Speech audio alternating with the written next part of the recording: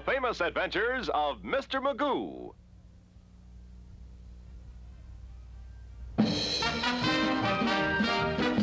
Oh, good evening, everyone. Tonight's story of King Arthur takes place back in medieval times when magic played an important part in people's lives. I, of course, play Merlin the Magician, King Arthur's sleight of hand man. Yes, indeed. It is I who arranged with the Lady of the Lake to make King Arthur a present of a magic sword. This, my friends, is the Excalibur. It saved King Arthur's life, you know. Isn't it a masterpiece of craftsmanship, huh? Light in the scabbard, but heavy on the skull, as many a fallen foe will agree. While with his magic sword in his hand, King Arthur could do anything from cutting down knights in armor with one mighty thrust. Watering flower pots? Oh, this is amazing. I never realized his sword was so versatile. And there were those that said the lady in the lake was all wet. Oh, my George. She's ingenious.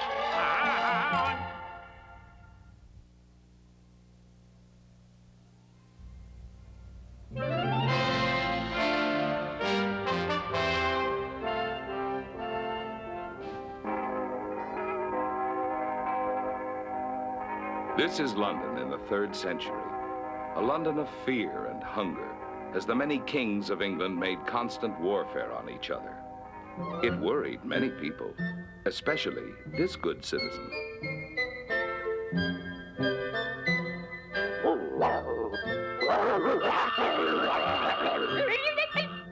The citizen's name, Merlin. His occupation, magician. Greetings, Spindle, my boy. Greetings, Master. You're home early. I've been all over town. Saw several people who needed magic badly, but they just can't afford it. Times are hard. Here now. Here, what is this? My boy, are you practicing a hex? No, Master. For lunch, I tried to conjure up a duckling, and all I got was a handful of feathers. Well, and just remember that magic is like everything else. Always use logic and common sense. Be practical. Oh, I'm hungry. There's nothing in the cupboard, Master. Oh, my. Well, let's see. Maybe we can do something with this pine knot. Spindle, get me a goat's gallstone. Yes. Mushrooms dug in the dark, and a pinch of salt from dragon's tears. Yes. I'll show you how practical magic can be. Here you are, Master. It's the last gallstone we have in stock. Now watch closely and observe how I transform this miserable object into a noble rose. Magic flame with wondrous light, feed us with our roast tonight. Beautiful, Master. Simply beautiful. They don't make pine knots like they used to. Not anymore. Who could it be? Are you Merlin the Magician? No, Your Grace. I mean, Your Honor. Yeah, I am Merlin. Tell me, what do you want? I owe no man a farthing. Yet I paid my taxes. I have a magician's license, paid up to the first of the year. I come secretly to you from King Uther to the north. I am ordered to bring you to him with all speed. Yes, but why would King Uther wish to see me? Those are my orders, magician. We leave at once. Oh, yeah. Oh, yes, of course. Yeah. We leave at once. Spindle, get my traveling kit, and don't forget to feed the spiders while I'm gone, you know. A half-day's journey to the north lay the castle of King Uther, a kind man and gentle ruler. And because of this, he is hated by the other kings. I am honored to see your Highness again. It was good of you to drop everything and hurry here, Merlin. Yeah, thank you. Merlin, I know you for an honest magician, the only one in all of England who will not trade with the devil. I have my ethics, sire. I also know that you have a great love for your country. A love that saddens me sorely. I only wish there was some little thing I could do for this suffering land. Perhaps there is, Merlin. My beloved queen has given birth to a fine son. You well know that there are other kings in England who will attempt to destroy him before he can inherit my crown. You must take him with you to London, forgetting the secret of his royal birth. Raise him well and in proper health. Bring him to a good manhood. And if by then you judge he should know the truth, he may learn it from you. But sire, a magician raise a prince? He will not be a prince, remember? Yes, yes, sire. There he is, Merlin. He's beautiful, sire. My messenger will see you safely back to London. Here's gold for the lad's food and clothing. I'll try to spend it wisely, sire. Farewell, my son. Brave you were born. Learn fairness, justice, hatred of evil. Go now, Merlin. Quickly. Yes. Farewell, sire. Have you a name for your son, sire? Yes, he is called Arthur.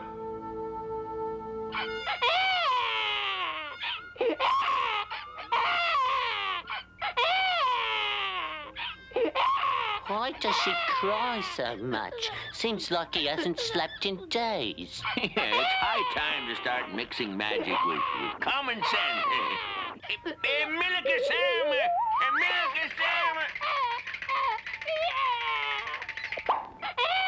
This is tougher than I thought. Let's see now. What'll I try now? It's simple, sir. All little Arthur wants is... Come, Spindle. Nothing, I told you. Nothing in magic is simple. Now, hey, watch this.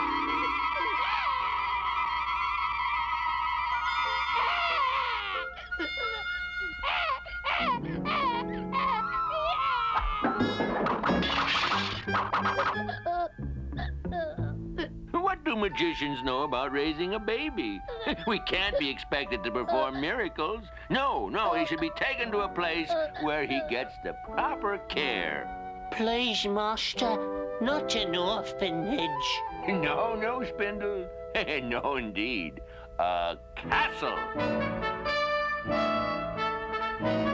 Good to see you, my dear friend Merlin. What have you there? Well, good Sir Ector, I have here an infant needing a home and good surroundings such as you and your good wife can give him.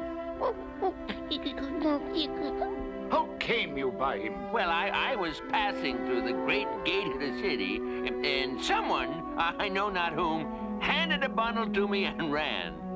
The child was in the bundle. See how he laughs. A happy baby. Yeah, did I last a livelong day, Sir Ector. Never have I seen an infant who was less trouble. As you know, I have a son, Kay by name. He'll be a brother to this boy and another son to my wife and I.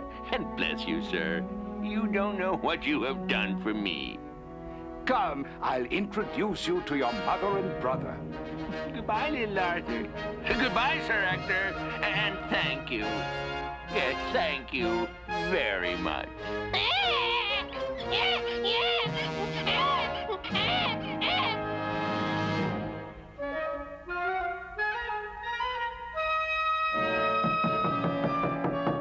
I'll answer it. Coming, I'm coming. Sir Kay! Arthur! This is a pleasant event. See who's here, Merlin. Ah, Sir Ector's fine sons. It's kind of you two young men to find time. There is an old magician. We've brought you a brace of roast pheasants from the kitchen, Merlin. They were taken from poachers arrested in our woods last night. I begged my father to set the poachers free, and he did. The people steal because they and their families are hungry. Someday, someone must put an end to this misery. There is to be a joust Thursday, and I am to be included. Will you come and watch, Merlin? All the lords and knights will be there, even King Pellinore. Pity the man who is picked to joust with that brute. You say they'll all be there? Yes. I think I will join you. Yes, eh? I like that. I like that very much. Wonderful. Until Thursday, then? Many thanks for the birds, young men. It's Spindle. Did you hear what young Arthur said about England and her people? The time has come to change things in England. I'm getting old. I must move fast. What's the cause of that rabble gathered in the churchyard, brother? It must be the mysterious sword that appeared there yesterday. Mysterious sword? In a churchyard? No one knows where it came from. Come, I would see it. Make way for King Pellinore, you scum! How could such a thing have been moved here secretly? There's writing in gold on it. Whoso pulleth out this sword of this stone and anvil is rightwise King of England. Nonsense, utter nonsense. If any sword makes a man king of all England, it will be this one.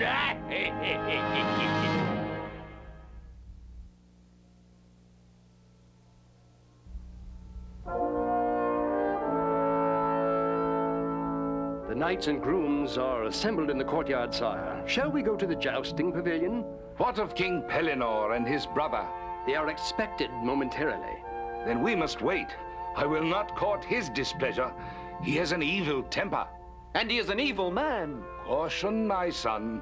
His ears are everywhere. And he has great ambitions, yes. He will rule England. It would be a rule of thievery and murder.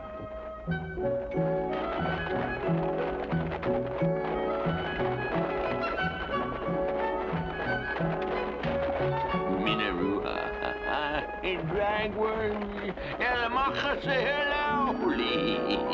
be gone! Did you say something, Merlin? Only to myself. It's the privilege of old age. Sir Kay, your sword. Where's your sword? It's gone. I would have wagered my life that it was in this cupboard. Hold, everyone! What's nonsense now?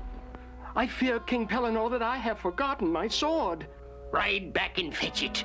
I'll fetch my brother's sword, King Pellinore. I'm not jousting. If you want a sword for your brother, Arthur, fetch that one in the anvil and prove that what is inscribed on it is idiocy. Yes, but if there is truth in it, only you, King Pellinore, can prove it. As the strongest and biggest of all kings, you can win the right to lead England here and now. How say you, brother? The old fool is right. This is a perfect chance. Yes.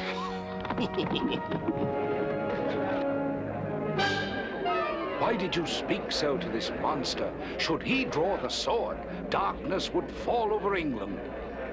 Perhaps instead, we shall see light.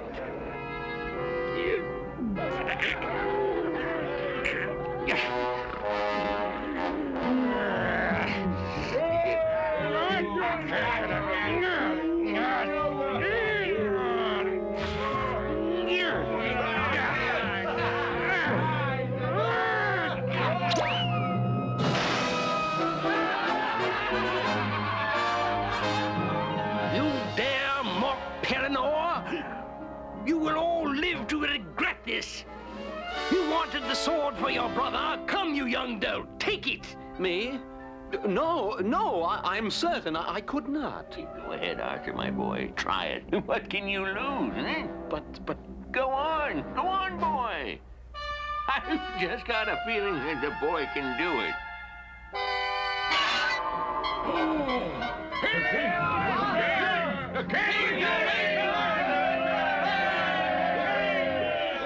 This is madness. madness. The lad is only the son of Sir Ector. How can he be a king? Silence! I have words of the greatest importance for all of you. Many years ago, I was given this young man to raise, and in turn, I placed him in the tender care of Sir Ector, who has reared him as a son. Is this true, sire? Yes, Arthur, 'tis true. To Arthur's true father, I gave an oath never to reveal his heritage until I judged the time to be proper. And who was the lad's father, magician? King Uther! Uther, and beloved! This is an infamous lie. Arthur cannot be king. It is I who have the strength to rule. Be it hereby known to all of England that on Sunday there'll be a great coronation of Arthur, the king of all England. First, we must search for 50 of the bravest knights in England to help us. They will be seated around this table where we will make our plans together. What say you, Sir Lancelot? At your service, sire. There is one other important matter to be decided before the coronation. It would be most appropriate were I to share my throne with a wise and gracious queen. I have chosen Princess Guinevere, daughter of King Leodegrance. Would it not be fitting for Sir Lancelot, the bravest of all knights, to bring the princess to London? His presence would ensure her a safe journey. You are right, Pellinore. Sir Lancelot will go for the princess to return by tomorrow night. Very wise, brother. Sir Lancelot will not have time to gather 50 knights before we act. And Arthur will not live to see the dawn of Sunday. And so all England took heart and prepared for the great day of celebration and rejoicing. Peace and justice were to prevail. First, we must take all taxes off foodstuffs. Every man in prison must have a fair hearing. I'm so proud. If only your father could witness it. Prince Galaron to see the king. What can he want? Nothing good, I'm sure. Noble Arthur, I have bad news. It is of such dire nature that it must be known. Speak, Prince. On the road to Camelot, an evil knight has pitched his tent beside a lake and forces every knight who passes by to do him battle. Already he has sorely wounded several, including Sir Kay. Sir Kay wounded? This knight must be dealt with at once. Sir Lancelot will return by evening. He shall rid us of this evil one. But if Arthur is to be our king and lead all of England, is it not fitting that he vanquish the knight? He is right, Merlin. How can I rule when I cannot by my own hand rid my country of such a menace? But no, this is foolishness. You'll be destroyed by your pride, Arthur. You're not prepared to battle with such a man, no. Then I'm not prepared to be king. Make ready my horse, my armor, and my sword. Luck be with you, Arthur. Many thanks, Prince. I am touched by your loyalty.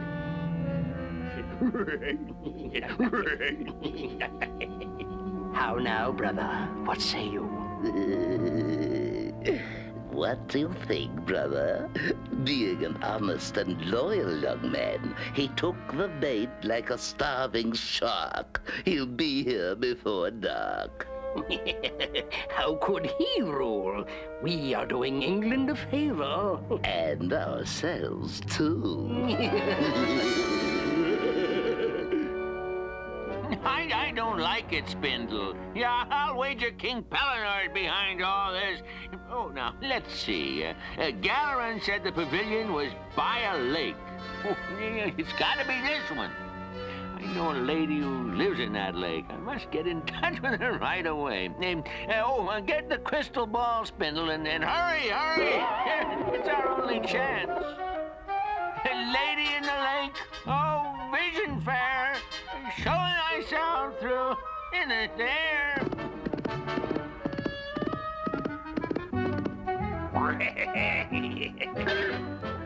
Lady of the Lake.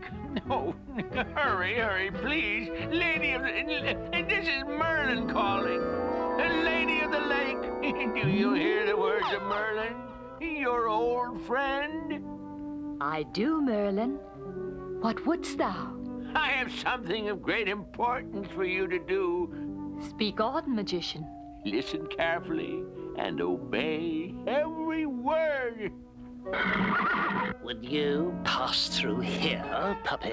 Nay, I will go no farther until I have destroyed you, evil one.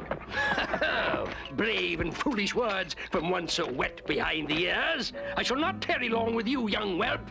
Prepare to die.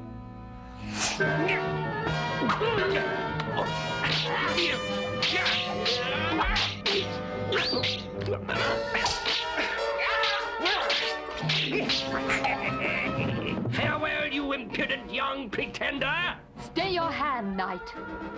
By what right do you interrupt this combat of honor? By the right of a damsel to have a knight bear her scarf in combat, and the privilege of a knight to bear arms blessed by her. I will wear your colors with pride, dear lady.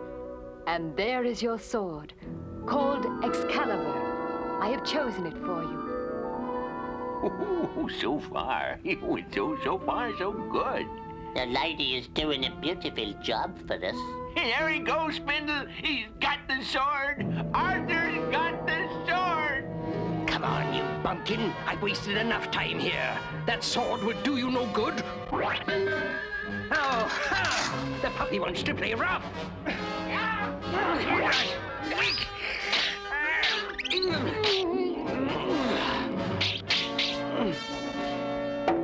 Pellinore, so you are the evil knight. Spare my life, oh merciful king. It was all a mistake. I can explain everything. Don't kill me, I beg you. I will spare your miserable life, but you and your brother are henceforth exiled from England, and if you ever set foot here again, you'll both hang. Thank you, your majesty. I won't return. I give you my word. You're very kind and just. Thank you. Thank you. And thank you, Lady of the Lake.